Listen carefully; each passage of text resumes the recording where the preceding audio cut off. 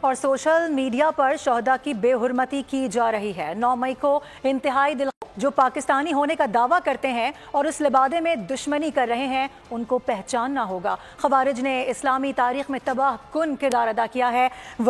وزیر اعظم کی جانب سے علماء مشائخ کانفرنس سے خطاب کیا گیا، جس میں انہوں نے کہا کہ ملکی مسائل کے حل کے لیے صدر آصف علی زرداری، بلاول بھٹو زرداری اور آرمی چیف بھی مشاورت میں شامل ہیں۔ تمام امور پر سیاسی حکومت اور ہمارے ادارے یکسو ہیں۔ جتنا تعاون حکومت اور آئینی اداروں کے درمیان آج ہے، پہلے کبھی نہیں دیکھا۔ انہوں نے کہا کہ حکومت غریب آدمی کے بجلی کے بل میں کمی لانے کی پوری کوشش کر رہی ہے۔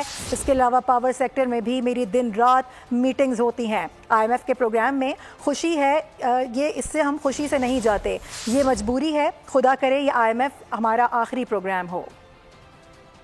کی آج قرآن کریم کی روشنی میں اللہ تعالیٰ کے احکامات کے تابع جو آج ایک جامع گفتگو فرمائی ہے، وہ یقیناً ہم سب کے لیے مشعل راہ ہے۔ الحمدللہ جتنا تعاون سیاسی حکومت اور آئینی اداروں کے درمیان آج ہے، کبھی میں نے اپنے اس سیاسی کیریئر میں اس کا مشاہدہ پہلے نہیں کیا تھا۔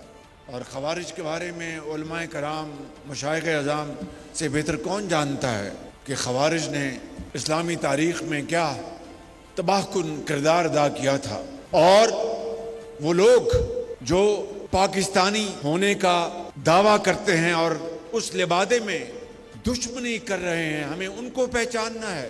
سوشل میڈیا پر جو جھوٹ بولا جاتا ہے، جو حقائق کو مسخ کیا جاتا ہے، جو گالی گلوچ کا بازار گرم ہے، 9 مئی کا واقعہ آپ کے سامنے ہے۔ اس سے زیادہ دلخراش واقعہ پاکستان کی تاریخ میں کوئی نہیں ہوا۔ سبسکرائب کریں اور بیل دبائیں تاکہ کوئی خبر رہ نہ جائے۔